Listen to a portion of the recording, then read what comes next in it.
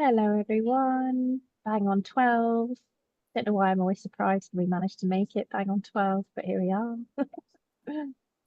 Welcome to today's Lunch and Learn. My name is Julia. I am a community manager here at Enterprise Nation. For those of you coming to a Lunch and Learn for the first time, Enterprise Nation is a vibrant community platform for startups and small businesses. Today, our Lunch and Learn session is brought to you in partnership with Constant Contact. They provide email and digital marketing solutions that help small firms stand out and grow. So we've teamed up with Constant Contact as we think they're fantastic supporters of small businesses and offer lots of marketing expertise. Anyway, back to today, I'm very pleased to introduce you to Louise Chandler. She is a marketing and communication specialist and will help you plan and understand the best ways to find inspiration and direction for your marketing efforts. If you've got any questions, please do utilise the chat and we'll do our best to come to a few of them at the end of the session. Today's webinar will be recorded and either we'll send them to you later this afternoon, depending on how busy my colleague Katriona is, or early on Monday morning. Over to you, Louise. Thank you. Thank you so much. Good afternoon all and welcome. I'm really excited about hosting this session, so I'm going to share my screen and get into it because 30 minutes sounds like a long time, but actually what we tend to find is it goes very quickly. So hopefully you should be able to see. Oh no, hang on, let me stop and share again. Lovely. Let me share my screen and then hopefully you will be able to see my slides. I'm going to start the slideshow. Let's go back to the start. Perfect. So hopefully you're seeing a holding page there that says paid versus free marketing. Which is best for your business? So I'm actually delighted to join you this Friday afternoon. It's my first Lunch and Learn for Enterprise Nation. So when it came to trying to choose a topic that was going to be suitable for this type of conversation, I thought, well, what one can I choose? And I get a lot of questions around, should I be advertising for my business? How much should I spend? What platform should I use for advertising? So this Lunch and Learn is going to give you a bit of an overview and summary with some of the things to consider that helps you out. So yes, as mentioned, I'm Louise Chandler, Marketing Communication Specialist. There's a picture of me, my favourite pink coat that I've had to retire because it's way too tatty, but I love it. I work with businesses and solopreneurs to help them communicate with clarity using marketing and PR and communications advice. I started out as a journalist. I worked for the BBC for almost 10 years as a producer and also as a presenter, mainly radio, but also TV. And for me, it's about taking the art of communication and using it in a way that really helps to present who you are and what you do, what products or services you sell. And through that, it's about researching, creating and delivering and evaluating campaigns. And when I say campaigns, I'm not talking about ones that are like 2 or 3 million. I'm not even talking thousands. You can run campaigns on quite a small budget. So if you're starting out, please don't think you always have to spend lots to run an effective campaign. I've won 2 awards for my communication campaigns in my career. I've worked with, as I said, the BBC, Prince's Trust. I currently work with Nationwide Building Society, and I worked with Superdrug for 6.5, 7 years for their experiential marketing and radio projects.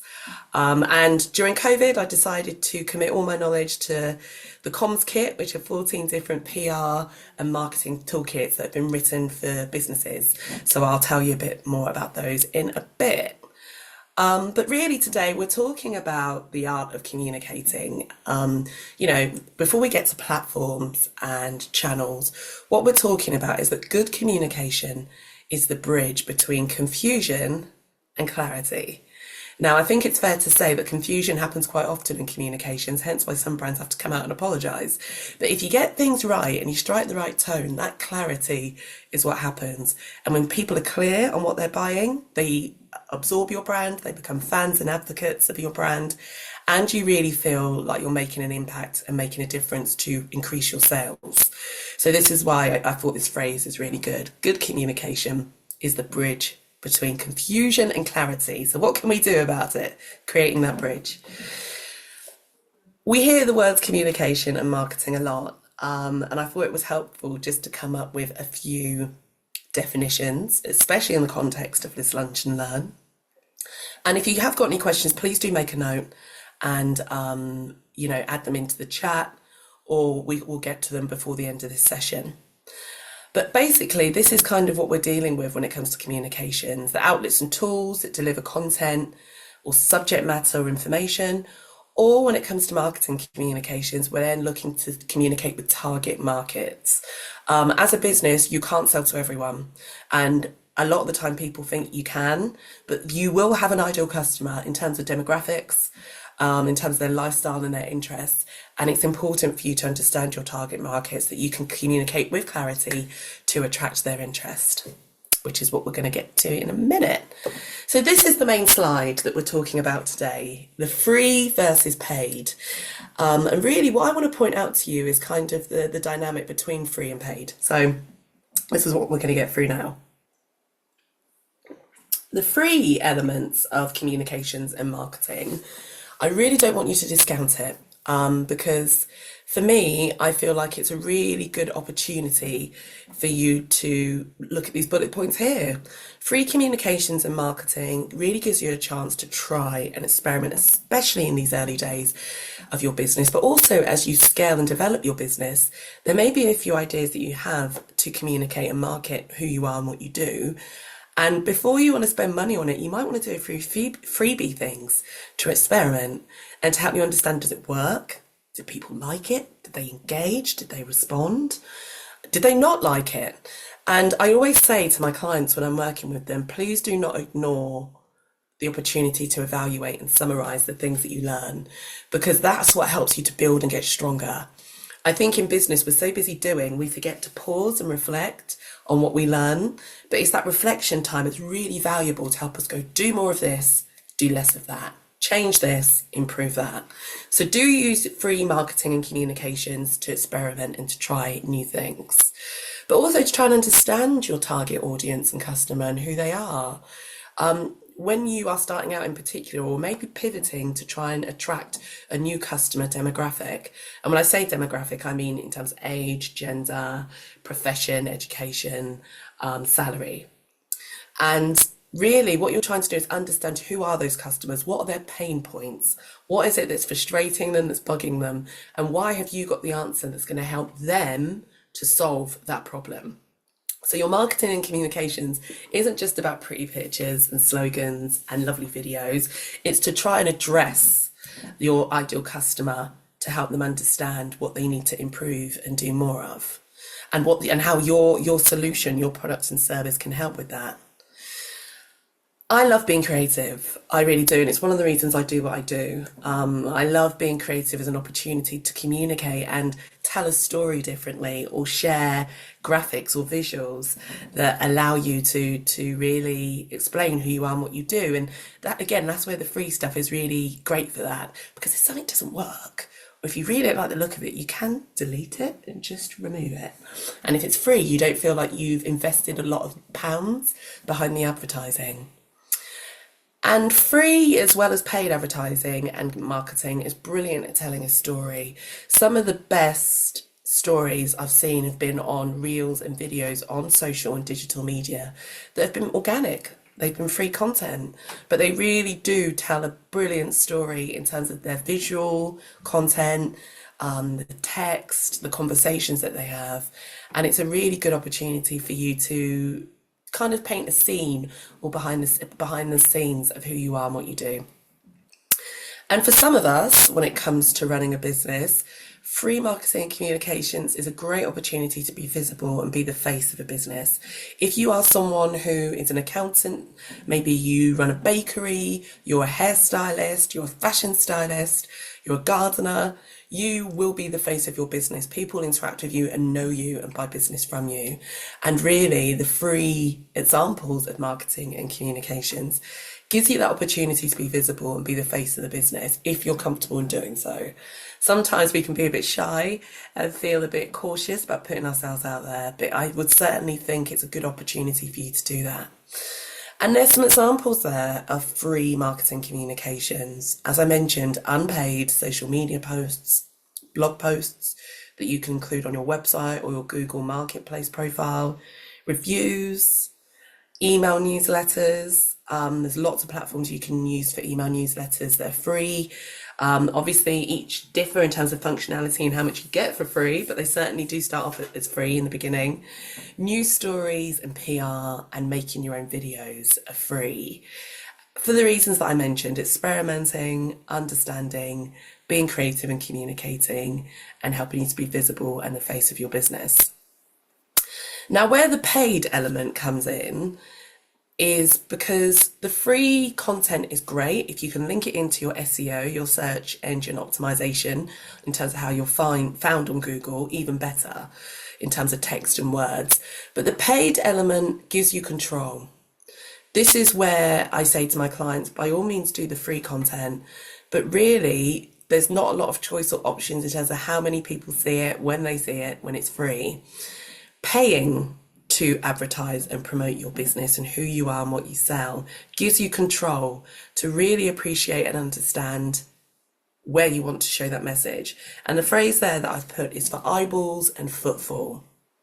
When you pay to advertise, and it sounds obvious, but I'll say it, you are paying to place your advert in front of eyeballs or footfall. Footfall is for your out-of-home advertising. So when I say out-of-home, I mean your billboards, your bus stops, advertising on petrol pumps, on buses. But you are paying and controlling when people see that advert, how often they see it for a period of time. That's what you pay for. And this is why it comes with a particular price tag, because you may be finding that actually you're paying for a really prime location in a shopping centre to have your poster come up on those digital 6 sheets signage. You may be paying to place an advert on Meta, on Facebook and Instagram, for example, to be shown, across the UK or across the world even, for certain days and periods of time. So it gives you that control, and it also chooses the how, the when, and the where. So basically, when you place an advert, you are choosing how that advert is seen in terms of what format and size, when it is seen, and where. I actually spend a lot of time on a lot of the digital platforms programming adverts, on Spotify, on Meta, Instagram and Facebook, on LinkedIn, and you can choose where that advert appears and in what fashion and where. So it's really giving you that control to say, I know, based on my ideal customer, I want to show that advert, for example, in London, in December, for 3 weeks, and I want to show it in this format. So you are paying for those eyeballs for people to see it and engage with it. Paid advertising also gives you the opportunity to, clicked it there. Paid advertising also gives you the opportunity to understand your audience more. This is why the platforms really, let's be honest, they want to make money too. So they're giving you the opportunity to pay for your advertising so you understand your audience. What I said before, I'll reiterate again. When I work with clients, I always encourage them to reflect on what they've done, to make sure that they actually get an opportunity to explore the outcomes of the content, because when you pay for advertising, it's that data that you receive that helps you to understand how well that platform has performed for you. Has there been a certain number of clicks to your website? Impressions, how many times have people seen your advert? How many people have you reached? Click-through rate. There's lots of different metrics and data, which I won't confuse you with now and bombard you with, because that's a session in itself. But really, you want to understand your audience and see geographically, do people engage with your advert more in Scotland than London? Was it a certain age group, a certain gender? That really helps you to understand who likes your content, who clicked, who purchased from you, and helps you to understand your audience more. You get this detail and insight more with paid advertising than free. Makes sense because you're paying for it. Paid options also give you more functionality and options. When you're using some free platforms, they'll let you do a few things, but when you're paying for it, you can really play, as I like to say, to be creative and get that detailed data. And there's examples there of some digital adverts and advertising for marketing that you can do. That's actually a typo. It's meant to say TikTok, not TikTok. Out-of-home advertising I've mentioned is billboards and bus stops. I spend a fair bit of my time planning radio and TV campaigns as well. because again, you're choosing where to place that advert, how often it will be seen, who will see it, and targeting it according to the audience that you want to attract for your key message. When it comes to advertising, really it depends at what stage you are at in your business. If you're fairly early on, you might not have a lot of investment and a lot of money to spend, but don't count yourself out. Some platforms such as Meta with Facebook and Instagram are letting you spend as little as £2 a day to advertise. So you could, for example, put aside 20 quid to advertise. Now, with that, you have to have quite realistic expectations. The advert that you spend £20 on isn't going to perform as well as an advert of £200 in terms of how many people see it, but it will start you off. And if it's something that you're not sure about and you want to feel comfortable in terms of investing some money in paid advertising, start small. Don't feel you have to go in with hundreds and hundreds of pounds if you can't commit that budget. Start small to help you understand how the advert performs, what graphics you can use, who interacted and engaged with it, so that you don't then feel that you're spending hundreds of pounds and you don't understand how that money was spent. If you start small, it really gives you an opportunity to experiment and explore. And some other platforms as well, such as Spotify or Google, you can spend maybe £200 or £300 if you get into that realm. And that's where you really start getting into the sophisticated targeting in terms of how you want to program your adverts. But do set a budget for yourself for your advertising, and do keep an eye on it when you set the adverts up. When they're running, do go in and have a little look to see, are people clicking? Is it running okay? The great advantage with digital advertising is you can go in and tweak it as well. You can make little amendments. You can stop it if you don't want to run the advert anymore. You can change the graphics on it and the messages. So it's a real flexible opportunity for you to promote and advertise within the set budget. And if you do end up doing lots of advertising over months, do look at calculating subscriptions annually. Some of these advertising platforms that you'll spend money with will, the money can mount up over the weeks and months. And if you're in the early stages of your business, really wanting to keep an eye on the money side of things, make sure that you do calculate things annually. So if you're spending 20 quid a month, and that's your budget for your marketing for the year, calculate it for 12 months so that you have that money put aside to consistently make sure that you're getting your message out there in a comfortable and calculated budget that works for you. Okay, I'm aware of time, so just moving on. A few tools that you might want to try. Some of these are familiar to you, some may not be, but I thought I would mention them. And these are not just advertising tools. These are tools that I think will help you throughout your business as you develop it in terms of wanting to plan and market. Canva, I think, is brilliant. I've been using it for years, and for many years I used the free option, to be honest with you. But it's your graphic designing tool at your fingertips. A lot of people use it, but I'm always surprised at the amount of people that are not familiar with it. So I always like to give it a little mention, and it comes with ready-made templates that you can use to help you out, especially when it comes to generating adverts to use on social media. Your Google Digital Garage, again, a brilliant free resource that Google give you that is great at giving you some online tutorials and helping you out with short courses that are on demand. Again, a brilliant free resource that a lot of people don't know about, but they have some short courses on there to help you learn about optimizing your presence online. Obviously, Google want you to do that, to spend money with them, but the courses are free that allow you to learn about digital marketing, how to list your business on Google, and also how to make sure you set up your Google Marketplace profile, which is really important for reviews and marketing purposes. Pexels is there in case you're looking for something that has free use of images for your marketing. So it's always worth having a look at that and crediting the photographers where you can. MailChimp is I see it primarily as a newsletter function, but it does way more than that nowadays. I use it for my newsletters. I'll give you the link in a moment if you'd like to join that.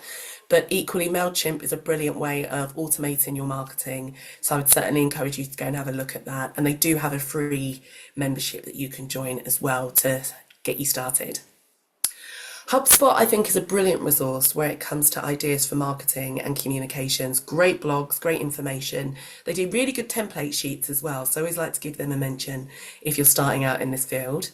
And then you've got Voolio as well. Voolio is primarily a PR database. It is paid. It can come with quite an expensive price tag. However, I like to share it and put it out there because they do really good tutorials and webinars and blogs as well. So if you don't want to pay for the database to submit and send your information out to the media, then Vuvio is there as a tool for you to explore PR and communications in when you have time.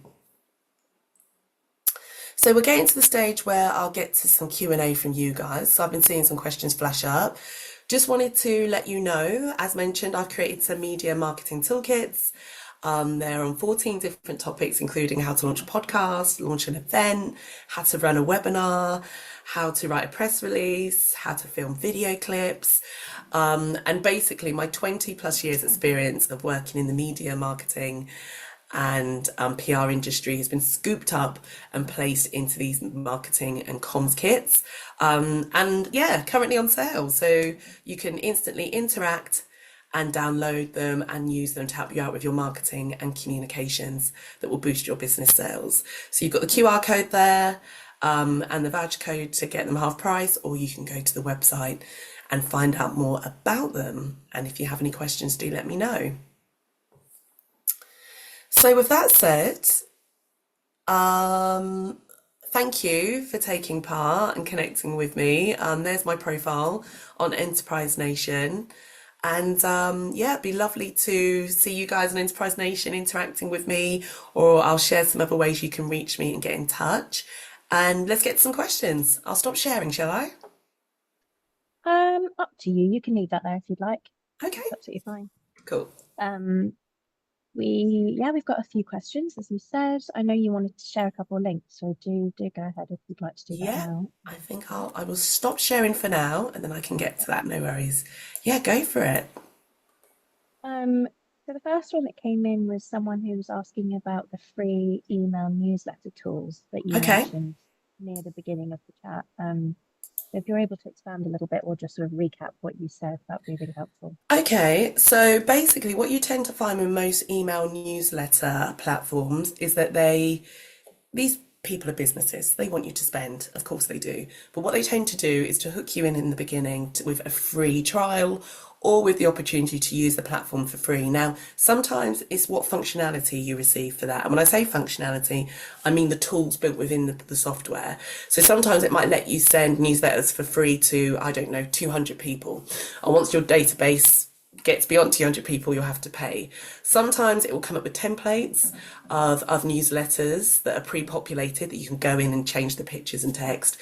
Sometimes it will give you 10 free templates, and then if you start paying for it, you'll get 50. So this is where the functionality differs. And really it's for you to go in and have a look and find the one that suits you. My suggestion for you as you build up your email database with GDPR considerations as well is to start with a platform and software that allows you to go in and create a template for yourself that allows you to share your messages. And with email newsletters, there has to be added value. Yes, you want to promote who you are as a business and what you sell, but what information can you give to your readers that they won't get anywhere else? What insight? Maybe depending on the business that you are, you can introduce your team. Maybe you can explain your business story. Maybe you can give some links. In my newsletter, for example, I tend to share podcasts that I've listened to that I think are really useful and I really want other people to hear it. I tend to share blog links. I'll talk about different events that are happening. Yes, I'll mention me a bit, but it's also an avenue for me to say to people, look, I've tried this, I've heard this, I've read this, I know it works, I want to share it with others. So I would certainly suggest that whatever platform you pick, they by and large are quite similar, but it's all about the content of your newsletter really, that I think is really what you're focusing on. Wonderful, thank you so much. You're welcome. The next two questions sort of cover the same ground. Okay. And they are to do with Canva. Okay. So please, any advice about copyright issues with Canva? If you use the elements or videos in an online course or ad, Okay. that's the first question. And then similarly, the next question is, do I need to credit Canva for images or videos that I do? Okay. So the thing is with Canva, when you're using it, it does most of the work for you in the sense of the permissions and the rights. Because what you tend to find, and look, I'm not a graphic designer and I'm not legally trained, so I will say it from the perspective how I understand it. There are people who take pictures, for example, there might be a photographer who takes a picture of this mug and they will then upload the picture of this mug to Canva with all the permissions included, saying that actually this artist knows that when they put this picture of the mug on Canva, it will be used and purchased by people like us who need to use it. What you will also find is when you go into Canva and start to use it, it will tell you as well. So because, for example, the picture of a mug might be uploaded to be used on a template for a Facebook post, it already comes with those permissions to do that. What you'll find if you're using Canva as a free platform is anything that's copyrighted, it will tell you. Some things are available for free for you to use. Some things are not available for free, and you will know because it has like a watermark on it and hatchings. So I, for example, could sit here now and create a Canva design, which is all about a new menu for my restaurant. If I picked certain copyrighted options, it would tell me when I go to download it. It will flag it up. If I then pay to use it, again, the functionality element, I paid for it. So it lets me download it and use it in the way that I need to.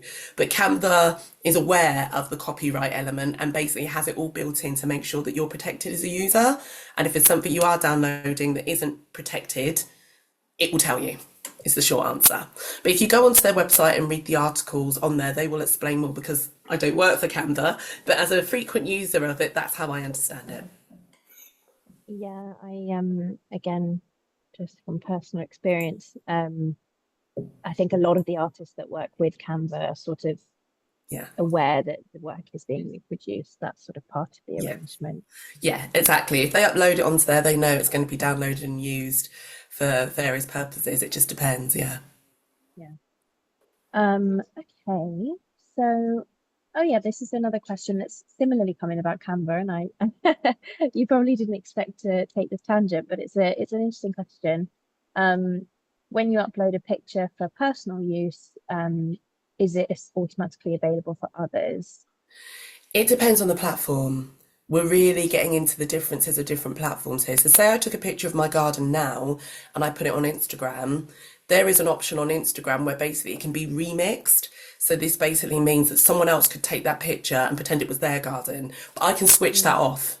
I can switch that option off. So my picture of my garden stays on my platform and people can't reuse it for their purposes. But all platforms have different privacy and usage rules on that. So it's hard for me to give a blanket answer because when you set up and use that platform, you can then decide how you want your images used or not used by others and reshared or remixed as Instagram say it. So I think really depending on the platform you use, it's for you to decide how you want your work to be repurposed. And if you don't, Yeah. make sure you find those settings and switch them off. As far as for Canva, I know people can't use it. You would need to be one of their uploader creators, I believe. I think your Mm. own workspace on Canva is a personal space. Yes, Um, yes, indeed. whatever Yes, you that's upload, correct. whatever you upload is your own content. Yeah, absolutely. Yeah, I think that's everything question Okay. wise. Oh wow, look at the As we time. said, Goodness me, I I feel like we know, just started. I was just warming I know up. time has flown. Okay, I'll share my screen again, just the details about if anyone wants to connect, Yeah, then you can wonderful. Thank you. certainly find As that. we But said, thank you so much. Yeah, we'll for share the recording and links to Louise's profile later today or early on Monday to anyone who's registered. And yes, it'll take you to Louise's profile and also to register for the membership, which is free. So yeah, that's it from us. Thank you all for joining. Thank you so much, Louise, for such an interesting session. And I wish everyone a really nice weekend ahead. Thank perfect. you. Thank you Bye all. bye. Great to see you. See you soon. Speak soon. Look forward to Bye. connecting.